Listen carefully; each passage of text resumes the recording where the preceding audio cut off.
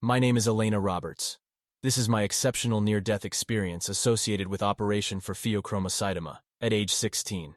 When I turned 16, I got sick with a very rare disease, pheochromocytoma, a kind of tumor. A whole year passed away before the doctors understood what I was sick with and decided to operate me. On the operating table, they put me under anesthetic, which took effect quite suddenly. In this moment, I was hanging above the operating room, exactly under the big lamps. Although I was at about 2 meters high, everything seemed to be like in a cathedral, and the ceiling was at least 6 meters high.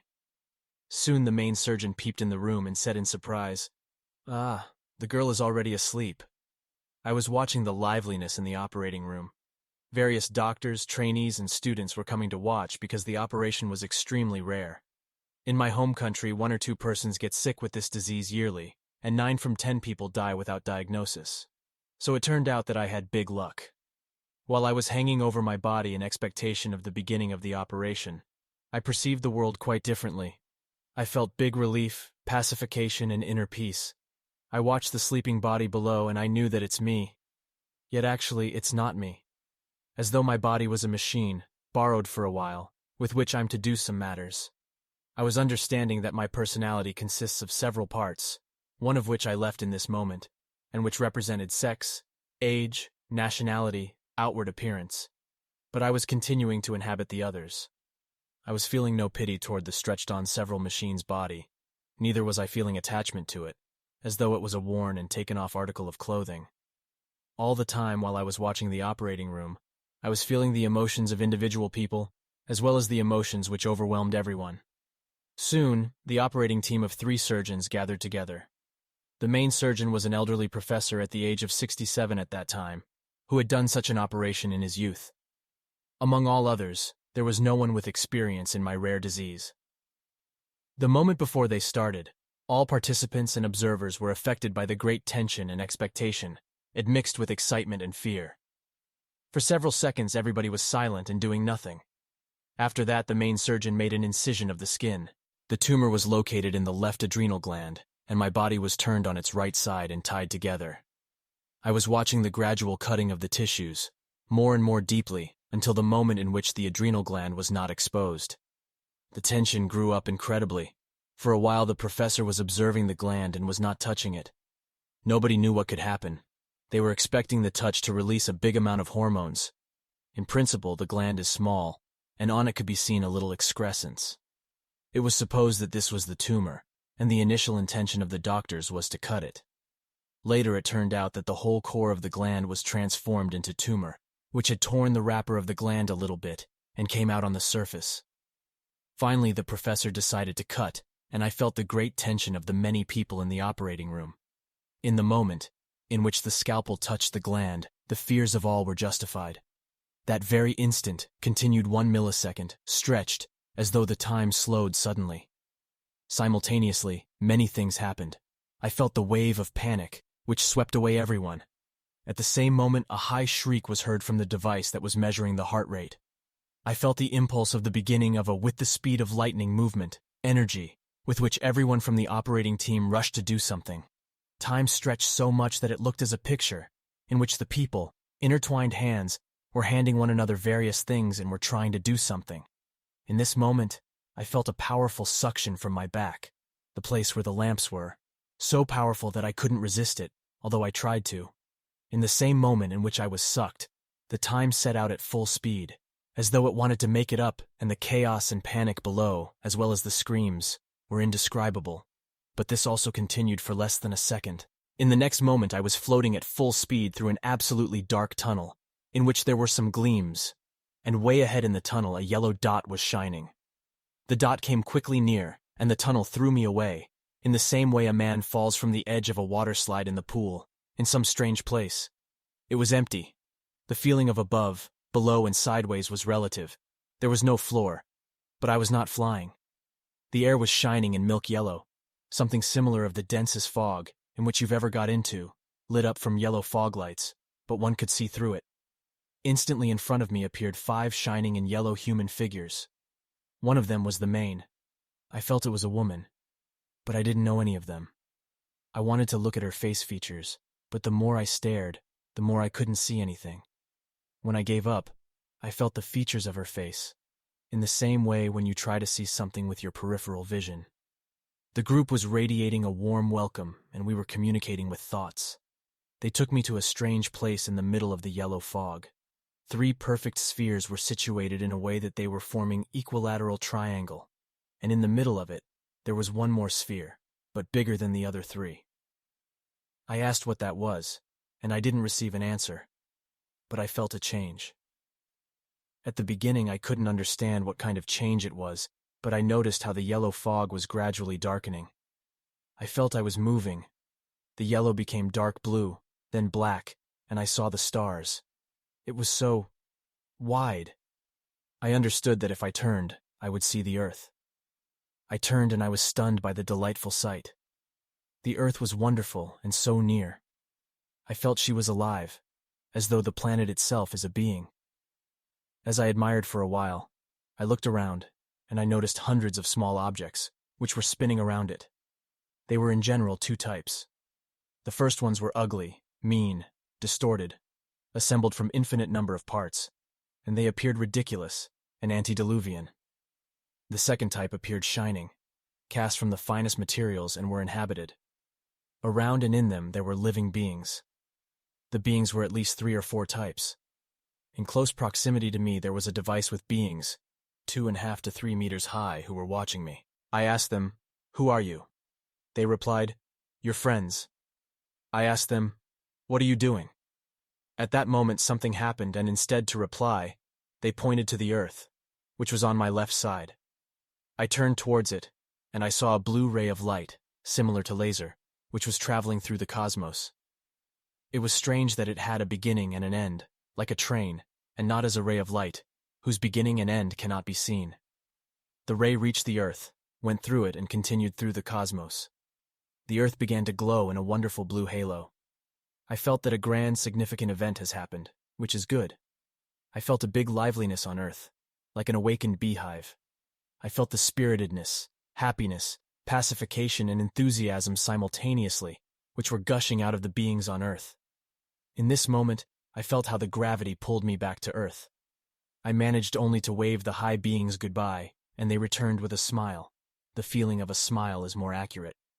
I flew towards the Earth, and it was a little bit strange and quite exciting, and in a moment, while I was traveling at very high speed, I found myself in the yellow fog, without falling and landing. Generally, the space in that place was quite relative, and the feeling of time was obscure. The group was staying aside, and I was watching how 2 boys at the age of 7 and 14 were welcoming me. The boys took me to another strange place, a natural picture, which was like a model in the yellow fog. But when you enter the model, everything is quite true and real. I found myself in the middle of a hilly area by the side of a moderately big lake. It was early autumn. We sat down on the shore of the lake and were watching nature. The leaves of the trees became yellow, then fell off. It rained, turned foggy. This continued for a long time. The rain stopped and it snowed. The lake froze. It snowed for a very long time. Then the snowfall stopped, and for years and years everything was frozen. It was an extremely long winter. Finally, drops and brooks ran, and the lake deafeningly started to crackle while the ice was melting. I wondered very much because I've never heard such a crackle in my life. The spring came, everything bloomed. Then came the sweltering summer with many insects, and it became again an early autumn. Until now, I don't understand the meaning of this yearly cycle of the seasons. Then the kids pointed away at the right side of the lake, which was passing under a hill, and on the way a very tall person was walking. A real giant, slightly stooping and about 1.80 meters high. Probably it sounds funny, but this is how I perceived him. The man was between 40 to 45 years old, and was leading a horse with a cart. He was returning from a 2 or 3 day journey to a neighboring city, where he went to sell something. He was walking thoughtfully and despondently, and he was watching his legs. It grew dark. Suddenly, as though I was this man, I was watching the world through his eyes. He had a small woman and 8 kids, and the last kid was newborn. He was a poor peasant, who hardly supported his family, but among all peasants, he was considered to be in the middle class. His native language was German, but he also spoke French well. He was living outside of the city, and cultivated the earth. I understood all of this when I started watching through his eyes. He went round the hill, and in front of him a vast plain revealed itself, in the middle of which was an ugly, gray, depressive city. From our point of view, small. The historical time was the Middle Ages. He reached the city and entered. The picture that I saw from his eyes was so startling that it can't be seen even in the most bravely staged and realistic Hollywood movie about the Middle Ages. The streets were 2 meters narrow. They were covered with a half-meter of mud and animal and human excrements. An old woman looking like a witch, without teeth, ugly, dirty and nasty, jammed into my face something disgusting that she was trying to sell me. On one of the crossings, about 1.5 meters wide, there were staying dirty kids without pairs of pants, and they were looking wide-eyed at me. They seemed to be mental defective. I was making my way through the crowd until I reached the center of the city. On the square were gathered all the citizens. They were staying behind a cordon of soldiers, dressed in funny chain armors and armed with swords. The tallest people were about 1.60 meters high. In the middle of the square, 4 gallows were erected. The people who were about to be hanged had ropes around their necks. In this moment, the man, through which eyes I was looking, saw that on the gallows was staying his own 14-year-old son, one of the kids that was accompanying me. In this moment they were hanged. The man, I, left the reins of the horse, roared and rushed off to the gallows. One of the knights intercepted him and pierced him right in the heart. The man fell down on the earth and died, and then I started to watch the events as an invisible among the crowd. As the crowd saw all that, it went mad, tore the cordon, and a terrible slaughter fell. In the crowd was the wife of the killed and the mother of the hanged boy, together with one of her kids, who was 7 years old, but looked like a 3 or 4-year-old. The crowd took the kid off his mother, and then one of the soldiers in armor saw him, and without a reason, he took out his sword and cut off the head of the kid. This was the other kid who was accompanying me. Suddenly I found myself on the shore of the lake. I was in shock. My consciousness was twisted. I was catching glimpses from what I just saw. I was crying and shivering. Although I hadn't a physical body, this is how I felt it. The kids were soothing me for a very long time, until I came to my senses. When I regained consciousness, they got me out of the model, and I found myself in the yellow fog. The group was there and was waiting for me. Then suddenly it grew dark, as though somebody turned off the light of the fog. I became very frightened, but I became more frightened when I saw that the people in my group panicked. I panicked also. I started shouting, "What is going on? What is going on?" The others were only looking at me horrified. I felt that in that very moment something bad will happen to me, that my destiny was to be determined. Nobody answered me. Everyone was staying horrified. Then I heard a voice from far away, very far away. "Calm down. Everything will be fine. Everything is all right." I listened to the voice, and I calmed down a little bit. After a while it became bright again, and I saw how the group recovered its breath with a huge relief. Later, when I told this to my parents, my mother started crying and said that during the whole operation she was speaking inwardly to me the same words. Then the kids took me aside and we had a serious conversation about the things that were coming in my life, and they warned me that I will forget what we were talking about. It was a long conversation, and when it was over, we said goodbye to each other, and I was on the operating table. I felt how they were sewing me, but I couldn't say anything, not even move or show that I'm awake, and it hurts. In front of my eyes, the kids were waving from far away in the yellow fog, and were repeating that soon we will meet again. Today, I know that one of the tasks that we were discussing at that time, and I had forgotten, is now completed. It is a personal one, and that's why I won't tell it. I know also that in that day I had to die, and I shouldn't return to Earth again. But beings with high spiritual power redeemed me, but only this. In that day, I had to go in a dark and unpleasant place for a long time. You can call it hell, if you like. It didn't matter that I was still a kid. The bad deeds, which I had done before, had to lead me in a place where I can redeem them, before I go back again to the earth, and to have the opportunity to live as a human being, but with a heavy destiny. Now I know for which deeds was determined this retribution, but this is another long story. After this experience of the physical death, I woke up instantly as a new person.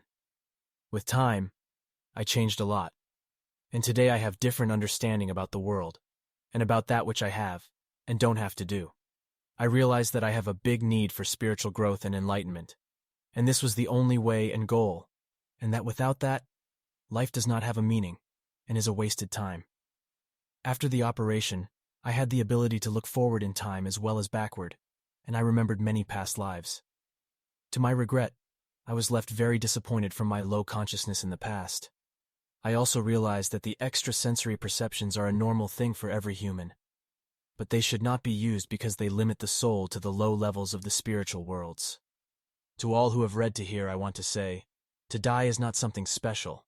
Much more special and important is to live in beside consciousness of the role and purpose of your life. The last thing that I want to say is that I don't doubt in the existence of God as a wise power, and his essence is entirely love, compassion, and forgiveness. He never refuses anything which is asked for, but most he gives to those who want to get near him. Watch this near-death experience next about a woman who met angels and her thoughts about abortion.